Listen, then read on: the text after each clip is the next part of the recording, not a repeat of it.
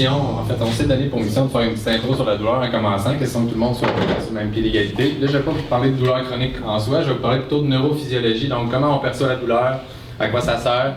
Donc c'est un peu le planning de la première présentation.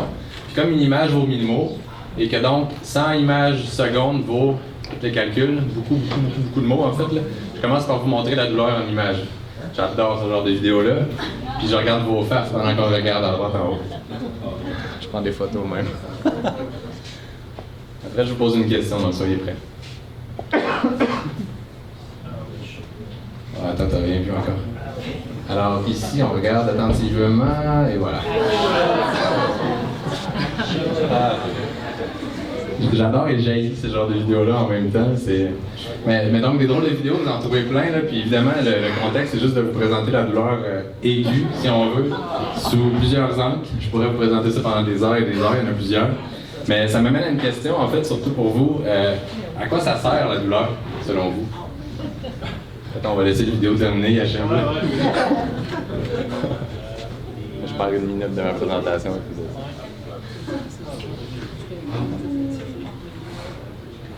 C'est très divertissant aussi.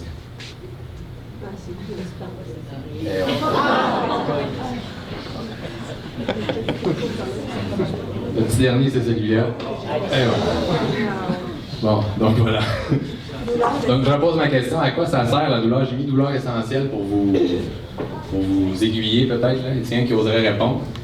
Ça sert-tu à quelque chose ou c'est totalement futile d'abord selon vous? Quoi ne pas faire? Quoi ne pas faire, ouais. Un message envoyé au cerveau comme quoi il y a quelque chose qui ne marche pas. Quelque chose qui ne marche pas. OK, donc un message au cerveau comme quoi il y a quelque chose qui ne marche pas. Intéressant.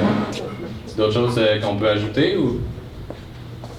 Ça va, oui? C'est un mécanisme de protection. Mécanisme de protection, c'est intéressant. Ouais, c'est des bonnes réponses. En fait, on pourrait le mentionner autrement en disant que c'est un signal d'alarme, donc quelque chose d'anormal qui se passe. Pas mal tout a été dit en fait, là. Donc dans les cas de figures que je vous ai montré avec les vidéos, évidemment c'est exagéré, là. C'est peut-être des douleurs beaucoup trop intenses pour l'exercice, là. Mais pensez à n'importe quel type de douleur, vous mettez votre main sur le rond du poil accidentellement, ça fait mal, donc vous retirez votre main. Si on n'avait pas de douleur, qu'est-ce qui se passerait? On la laisserait là, puis là il y aurait des dommages au tissu qui seraient beaucoup plus importants que ce que c'est en réalité parce qu'on a le réflexe de la retirer. Donc c'est vraiment un signal d'alarme. Puis plus que ça aussi, ça protège notre organisme. Pensez aux douleurs viscérales par exemple. Vous avez, je sais pas moi, une crise d'appendicite. Si vous n'avez pas de douleur, qu'est-ce qui va se passer? Vous ne savez pas que vous avez un problème avec votre appendicite. Ça va exploser. Vous allez avoir plein de trucs de vos intestins dans votre péritoine. Vous allez faire un sepsis, puis vous allez en mourir. Donc c'est drastique, mais c'est ça qui va arriver. Pensez aux crises cardiaques aussi. Les gens rapportent des douleurs dans le bras gauche quand il y a des crises cardiaques. C'est la même chose, c'est un signe. Donc, j'ai mal au bras gauche, ça nous amène à se dire, il y a peut-être quelque chose d'anormal, on va à l'hôpital, puis on a des chances donc de survie à cause de ça. Dans le cas de notre joueur de soccer, ce qui est le fun pour lui, c'est qu'il va avoir de la douleur pendant 1 ou 2 mois, probablement post-blessure. Il va être dans le plâtre un bout. Au début, il ne sera pas capable de mettre son pied sur son poids sur son pied, sur sa jambe, parce qu'il y a trop de dommages tissulaires encore. Mais au processus de guérison, ça va devenir de plus en plus facile pour lui de mettre son pied par terre. Puis à un moment donné, il n'y aura plus de douleur, ce qui est signe que la guérison est complète. Donc ça indique à la personne que bon, la guérison, quand ça fait mal, c'est pas tout à fait complet encore, donc il faut faire attention pour que ça guérisse. À un moment donné, ça redevient normal. Donc c'est ça. Donc ça nous aide vraiment à nous protéger en fait, et c'est ça, c'est un signal d'alarme. Bon, je ne parlerai pas de chronicité comme telle dans le cadre de la première présentation, douleur chronique. Évidemment, lorsqu'on parle de douleur chronique, c'est plus un signal d'alarme, c'est plus pour se protéger, c'est quelque chose d'anormal, puis on ne souhaite pas ça. Donc, on pourra en reparler éventuellement, là. Mais il y a peut-être de la nuance à apporter ici. Puis, je vous ai mis des définitions, parce que, bon, des définitions sur la douleur, vous pouvez trouver ça sur Google, mais quand même, là, on a une définition traditionnelle qui est de l'International Association for the Study of Pain, l'IASP, qui dit... Allez lire là, en fait. Là. Donc, expérience sensorielle et émotionnelle désagréable, résultant d'une lésion réelle ou potentielle ou décrite en de tels termes. Définition plus ou moins hot, je trouve. Là. Mais l'important, c'est les deux mots peut-être que j'ai mis en gras, donc sensorielle et émotionnelle. Il y a vraiment une composante émotionnelle aussi à la douleur, puis on y reviendra. Versus nociception, c'est pas du tout la même chose, puis surtout de ça je vais vous parler aujourd'hui. Donc la nociception, c'est vraiment en fait le système neurophysiologique qui permet de détecter une stimulation. Donc, si vous mettez votre main sur le rond du poil, encore une fois, la stimulation, c'est de la chaleur intense. Puis vous avez un processus qui amène le signal jusqu'à votre cerveau et qui fait « ouch » au final. Donc ça, c'est la nociception comme telle. Donc, il n'y a pas la composante émotionnelle en soi. C'est différent. J'avais utilisé cette image-là aussi pour l'événement Facebook et la promotion. C'est une vieille image en fait, mais qu'on présente à outrance dans les présentations sur la douleur. Ça vient de la théorie de la spécificité de Descartes. Donc ça date de 1644. Puis c'est un mini cours d'histoire que je vous fais en fait, là, mais cette image-là a été dessinée, la théorie élaborée en 1664, puis c'est l'analogie du clocher en fait. Donc l'idée c'était qu'il y avait une voie directe qui reliait la peau et le cerveau. Puis là je vais vous faire la lecture d'un passage du texte de Descartes de 1644, ok, qui a rapport avec la petite image ici.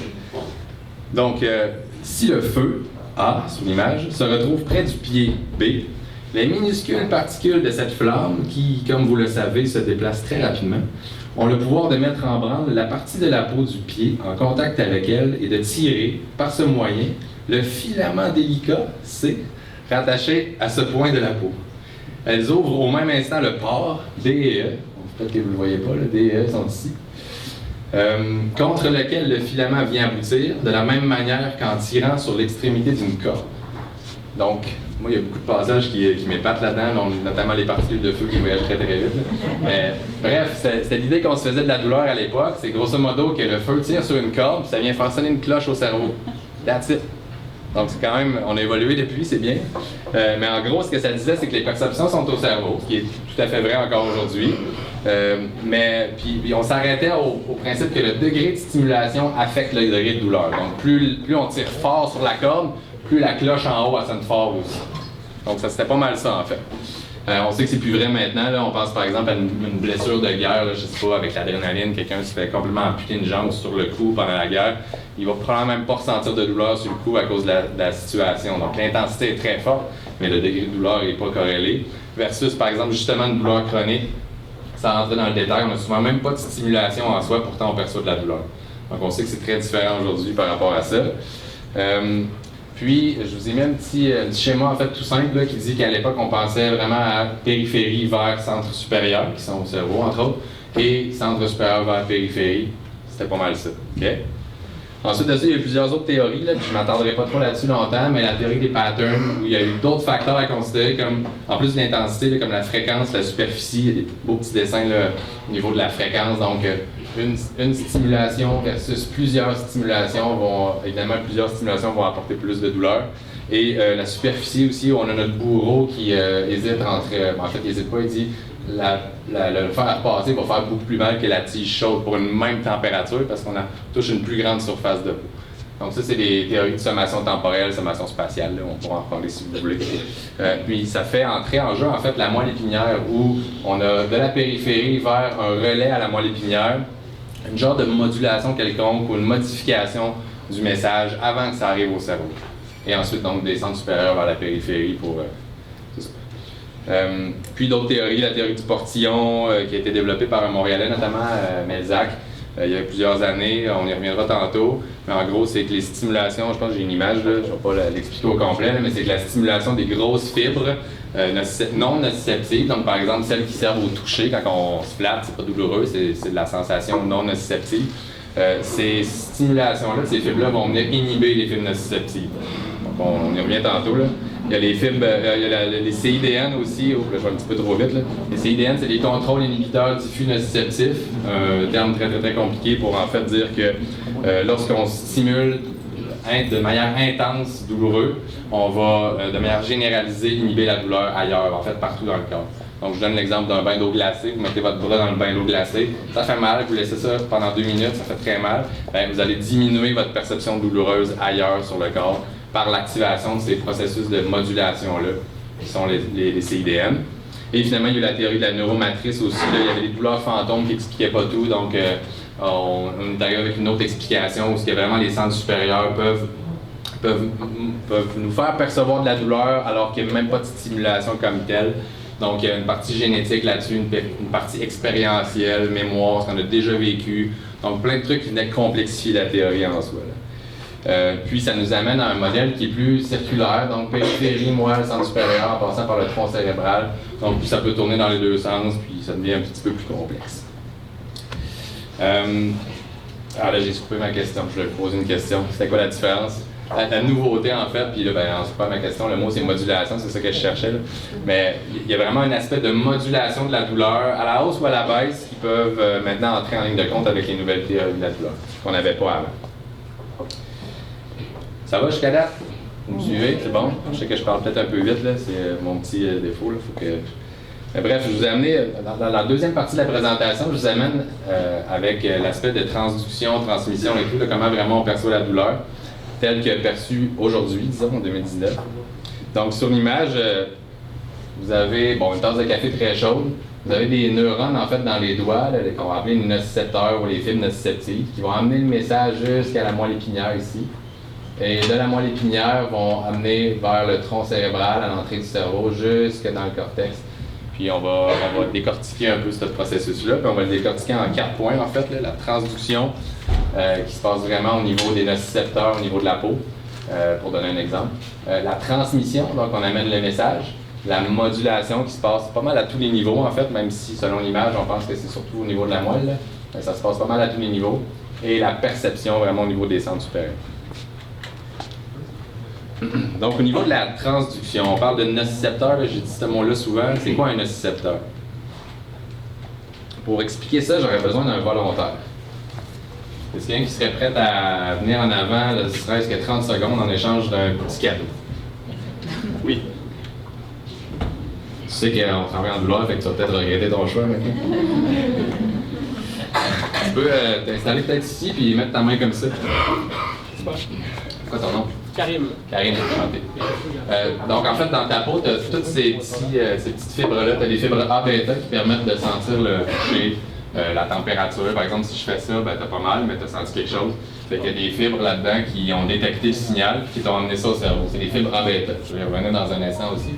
Tu as des terminaisons libres aussi, A-delta et C, qui sont des fibres douloureuses, qui vont percevoir aussi des trucs différents. Donc, soit par exemple, quelque chose de mécanique. On va faire un petit exemple ici avec toi. Donc, une douleur mécanique. Tu me dis laquelle que tu préfères. Ou une douleur thermique, disons. OK. Thermique. Thermique? Non, je te fais pas pour vrai, en fait. Là. Je te donne ça, non. C'est plus pour l'exemple, en fait. Donc en fait, c'est ça. Tu as des fibres qui vont vraiment te permettre de sentir la chaleur, qui sont les A-bêta. Qui ne sont pas la chaleur nociceptive. Donc, si par exemple, tu es dans un bain chaud, ben, tu sens que c'est chaud, mais tu as pas mal. Fait que c'est ces fibres-là. Ces fibres-là ont un seuil de détection plus bas, disons. Ils vont en fait s'activer plus rapidement, même à une température très basse. Si pendant que tu es dans ton bain, j'augmente la température de l'eau en faisant couler de l'eau chaude jusqu'à temps que ça monte à moins 60 degrés, tu passes un cut-off, un seuil à un moment donné où ces fibres-là vont être activées, puis là, ça fait mal. Donc, non, c'est bon, tu peux y retourner, merci. J'aime bien ça, pas être tout seul en avant, par exemple, si tu veux rester. Donc c'est ça, c'est ces terminaisons libres-là qui vont détecter les stimulations nociceptives, qui sont évidemment des fibres qui vont s'activer à un seuil un peu plus élevé. Il faut que la stimulation soit plus intense. Donc c'est là où on fait la différence entre une chaleur à la limite agréable et une chaleur qui va être nociceptive, donc qui va nous générer de la douleur. Et évidemment, ces seuils-là, ces fibres-là vont répondre différemment d'une personne à l'autre, entre hommes et femmes, entre jeunes et vieux, entre conditions physiologiques et pathologiques. Il y a beaucoup de variations là-dedans. Puis c'est ce qui nous amène aussi à penser à la douleur chronique où il y a probablement des dérèglements au niveau de ces fibres-là qui fait qu'on détecte de la douleur alors qu'il n'y en a pas. Pensez à un coup de soleil, par exemple. Vous attrapez un coup de soleil, on ne parle pas de douleur chronique, là, mais c'est une image, en fait, une analogie. Vous avez un coup de soleil sur les épaules, puis vous allez dans la douche. Puis l'eau de la douche, elle vous fait mal. Vous mettez une chemise, un chandail, puis ça vous fait mal quand vous mettez ça parce que vous avez un coup de soleil sur les épaules. Fait que vous n'êtes pas supposé d'avoir mal à cette stimulation-là. Mais là, vos seuils sont probablement un peu altérés à cause de la brûlure. Donc, vous ressentez de la douleur pour une stimulation qui est non douloureuse. Ça va? Vous me suivez? Ouais.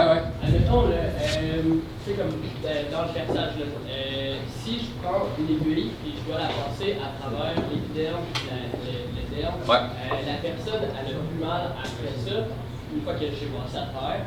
Là, dans le fond, c'est des fibres de type A-bêta qui, comme on voit en dessous, qui font en sorte qu'on n'a pas mal, mais tu peux sentir l'aiguille passer, dès qu'on passe à travers l'épiderme, qu'on a mal. Tu vas avoir toutes les fibres qui vont être stimulées dans ton contexte, en fait. Donc, tu as une sensation mécanique due à la stimulation des fibres A-bêta non nociceptives, mais tu vas avoir aussi, puisque la stimulation est quand même intense, on perce quand même la peau, donc tu vas avoir aussi une stimulation des fibres nociceptives A-delta, par exemple, qui vont faire un pincement, donc une douleur. Je sais pas si c'est clair ce que je te dis. Ouais, c'est ça. Ben, dans le fond, c'est ça. Mais dès qu'on passe l'épiderme, c'est plus. On a encore, mais pas. Ouais, c'est la profondeur, toi, que tu veux dire. Je pense que rendu là, on peut pas vraiment. Parce qu'on parle de quelques micromètres, là. Donc, ce qu'on voit là, c'est très, très, très mince. Toi, tu parles, mettons, pour l'oreille, tu traverses au complet. En réalité, tu traverses 2 fois ça, là, de chaque bord de l'oreille. C'est ça. Mais mettons, Ouais. si tu passes un point, là, je passe en dessous, ça fait plus mal. Tu vas stimuler 2 régions différentes, 2 couches d'épiderme différentes. Donc, ouais. Pensez aussi, pour faire une analogie avec ces fibres-là, là, je pense que je les ai sur les diapos suivantes, là, je vais passer vite, mais c'est l'explication des différentes fibres. En fait, c'est des fibres plus grosses en bêta qui sont non nociceptives, qui sont myélinisées aussi avec une gaine de myéline, qui amènent l'information très rapidement au cerveau. Fait que souvent, l'information tactile, mécanique, chaleur, qui sont non nociceptives, vont être perçues plus rapidement, c'est plus fin, versus des fibres A-delta qui sont un petit peu plus petites, myélinisés aussi, qui amènent l'information quand même rapidement, mais un peu moins que les A-bêta. Puis on va dire que c'est ceux qui vont amener l'information douloureuse localisée. Donc pensez par exemple à une piqûre d'abeille. Sur le coup, quand vous faites piquer, ça fait mal, ça pince immédiatement, ça c'est les fibres A-delta. C'est très très très localisé, on sait exactement où on s'est fait piquer. Versus les fibres C, qui sont des fibres plus lentes, qui vont amener l'information un peu plus tard, ça va être l'élancement après, la rougeur. Autour de la piqûre, quelques minutes après, vous allez sentir un genre de douleur diffuse un peu plus. Là. Bon, mais ça, c'est les fibres C. C'est des fibres qui amènent l'information plus lentement, de manière plus diffuse, moins localisée. Donc, c'est un peu l'idée de la transduction, en fait. Oui? Ça, c'est pour la peau, mais mettons, se déchirer un muscle. On a des fibres équivalentes dans les viscères, dans les muscles aussi. Il y a des régions qui sont beaucoup moins innervées que d'autres qui sont beaucoup plus innervées que d'autres, comme les muscles par exemple, sont beaucoup innervés.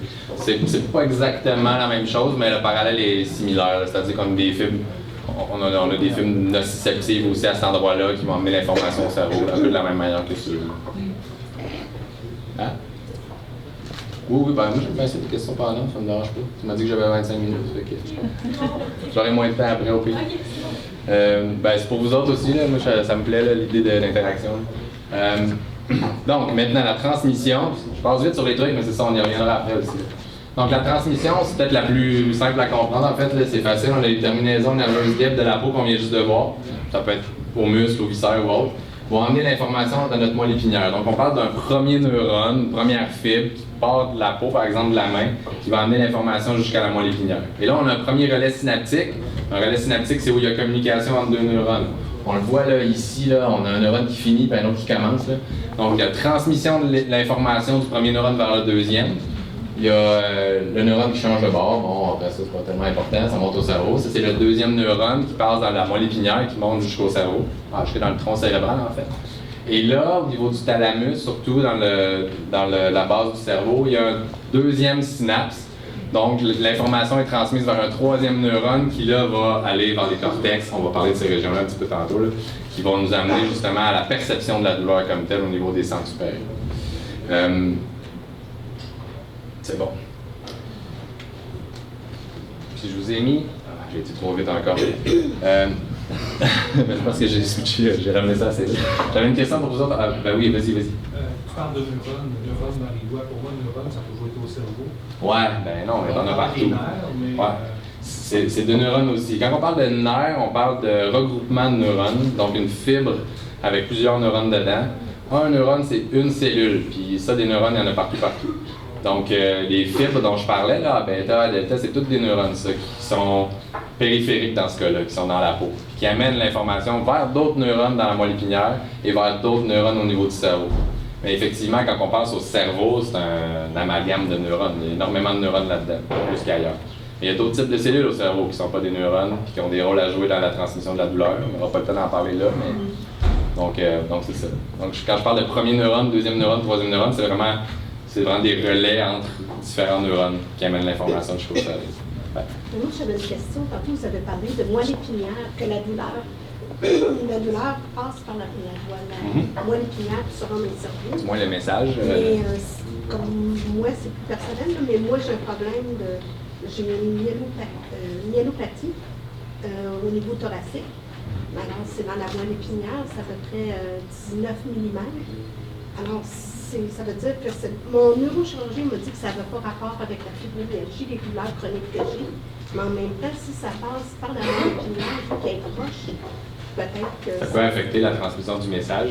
Oui. On pourra s'en parler peut-être après parce que... Les médicaments fonctionnent. Ouais, la première chose, je suis pas clinicien du tout, là, fait que j'ose pas trop m'aventurer là-dedans, mais on pourrait s'en reparler après peut-être un petit peu, puis peut-être trouver des pistes ou quelque chose. Donc ça me ramène à la question, là, est-ce que le cerveau est impliqué dans la réponse réflexe? Donc vous mettez le pied sur un bloc Lego, là, ça m'arrive des fois, là tout de suite, t'enlèves ton pied. Ou sur le rond du poil de tantôt. Est-ce que le cerveau est impliqué là-dedans selon vous? La réponse c'est oui ou c'est non, j'ai entendu des noms. Qui dit oui, mettons la main levée. OK, qui dit non? OK, j'ai un petit peu plus de oui, mais c'est pas si là, la gang de douleurs là, sont là. En fait, on pourrait dire oui, là, le message va se rendre au cerveau, mais dans la théorie de la réponse réflexe, ça s'arrête à la moelle épinière. Donc le cerveau n'est pas impliqué, puis c'est ce que je vous imagine ici. Là. Donc on voit, je vais prendre mon pointeur, parce que ça commence à être haut. Tu laisses là, ouais, c'est ça. Bon, en tout cas, tant que je le trouve plus. Il est en arrière de son écran. Ouais? Non, il n'est même pas là. Pas grave, c'est pas grave.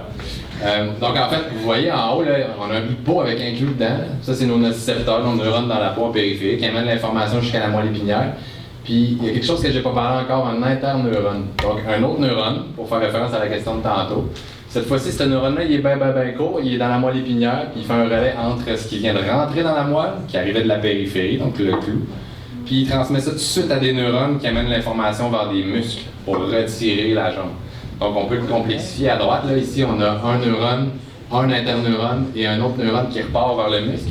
Mais là, vous voyez qu'évidemment, pour retirer une jambe au complet, ça prend plus qu'un muscle, ça prend plusieurs muscles, donc plusieurs neurones. C'est ce qu'on voit sur l'image à côté. C'est assez compliqué, mais en gros, on voit vraiment la première stimulation ici, donc un bout de verre dans le pied, puis l'information qui se rend dans la moelle épinière, qui est tout de suite transmise par des interneurones vers des neurones qui vont aller activer, donc des neurones moteurs qui vont aller activer des muscles pour tout de suite retirer le pied dessus ce morceau de verre-là.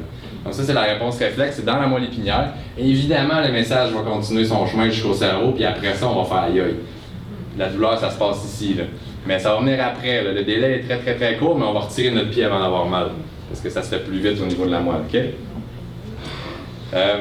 Il reste quoi, là?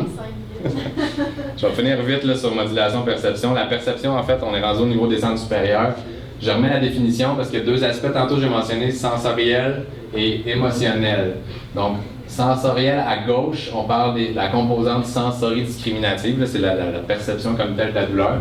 On parle de nature, durée, intensité, localisation. Et ça se passe dans le cortex somatosensoriel, qui est en bleu et en rouge. Il est en deux sections, là, c'est plus ou moins important. Donc c'est derrière le sillon central, puis c'est vraiment là où on perçoit la douleur et on peut la détailler là, justement en durée, intensité, etc. Et il y a d'autres régions du cerveau complètement différentes qui sont responsables de la composante motivo-affective, donc vraiment l'aspect émotionnel. On parle souvent d'aspect désagréable aussi, là, ceux qui ont déjà fait des tests de douleur. On vous demande de coter votre douleur de 0 à 10. Sensorimoteur, sensoridiscriminatif. On vous demande de coter votre aspect désagréable de 0 à 10 aussi. Ça, c'est vraiment l'aspect plus émotionnel, en fait. Puis là, ça se passe au niveau du cortex insulaire, qui a longtemps été caché, en fait, parce qu'il est carrément dans le milieu du cerveau, en fait. Là, sur l'image, on le voit. Cortex cingulé antérieur aussi, donc des régions qui sont vraiment plus responsables de l'aspect émotionnel de la douleur. Donc, je passe vite là-dessus. Puis je vous pose une question, en fait. Tiens, si on fait des dommages tissulaires, je prends le marteau, là, puis je donne un coup dans votre cortex somatosensoriel primaire, ça va être quoi la conséquence, selon vous, de cette lésion-là? Quelque chose de plus probable que mon coup de marteau, peut-être un AVC, mettons, dans cette région-là. Qu'est-ce que ça pourrait avoir comme conséquence, selon vous? Ouch! Oui, exactement. Donc, perdre la sensation, de l'aspect vraiment là, localisation, durée, intensité. Tout à fait. Puis, à l'inverse, si je fais, pas à l'inverse, mais différemment, si la lésion a lieu au niveau du cortex insulaire. Qui est ici, mon pointeur? Qu'est-ce que ça aurait comme conséquence, une lésion au niveau du cortex insulaire? J'ai dit que c'était l'aspect émotionnel. L'aspect désagréable. Donc, on ne percevrait plus l'aspect désagréable de la douleur. Êtes-vous d'accord avec ça? Tu aurais la sensation, mais pas la qualité. Exactement, probablement, ouais. Donc, pas l'aspect émotionnel, peut-être qu'on pleurerait plus, je sais pas trop, il y a quelque chose de différent en tout cas. On appelle ça en fait la symbolie de la douleur, là, mais vous avez compris un peu le concept. Et pour terminer, donc, au niveau de la modulation, puis je n'entrerai pas dans les détails non plus, peut-être que mes collègues en fait vont le faire éventuellement, peut-être surtout la dernière présentation, j'assume, peut-être pas. Mais plusieurs niveaux de modulation, en fait, à tous les niveaux, au niveau périphérique, au niveau spinal, périphérique peut-être un peu moins, mais quand même au niveau spinal, au niveau du tronc cérébral, thalamus et autres, et au niveau des centres supérieurs. On parle de la théorie du portillon, j'ai glissé un mot tantôt là-dessus rapidement, en fait, c'est que on stimule sélectivement les fibres non nociceptives. Par exemple, vous cognez le tibia sur le bord de la chaise, là, puis là, vous allez frotter, là. Ça fait du bien. Fait que vous allez stimuler les fibres non nociceptives, quelque chose de la sensation, mais c'est pas de la douleur. Puis ça inhibe les fibres nociceptives en partie, donc ça diminue la perception de douleur. Théorie du portillon. Donc les applications cliniques, on parle de massage léger, la TENS aussi, stimulation électrique transcutanée, des applications cliniques. Les CIDN, donc je l'ai dit tantôt, c'est des stimulations nociceptives localisées qui peuvent entraîner une inhibition diffuse généralisée. Donc le bain d'eau glacée que je vous ai dit tantôt, c'est ça. Donc massage profond, TENS, mais à un niveau plus intense aussi, où on vient vraiment stimuler de manière douloureuse, dans le respect de la personne évidemment aussi. Là. Et là, ça diminue la douleur partout ailleurs de manière généralisée. Et finalement, au niveau des centres supérieurs, on peut parler de, par exemple, effet placebo, nocebo, des trucs qui vont vraiment gérer au niveau des régions supraspinales, en fait, au niveau du cerveau. Bon, ça fait pas mal le tour. Là. Je vous avais mis une petite citation pour finir. Là, parce que c'est Melzac encore, le Montréalais dont je vous parlais tantôt. Là. Donc, je voulais parler de warning sign tantôt, là, donc le signal d'alarme. Mais évidemment, ça peut détruire la vie de certaines personnes lorsqu'on parle de douleurs chroniques, puis ça sera peut-être le sujet des prochaines présentations. Puis je vous ai mis notre adresse web, si on organise plusieurs événements aussi, des fois en collaboration avec BistroBrain, des fois non. Si ça vous intéresse de participer, les infos sont là-dessus. Merci.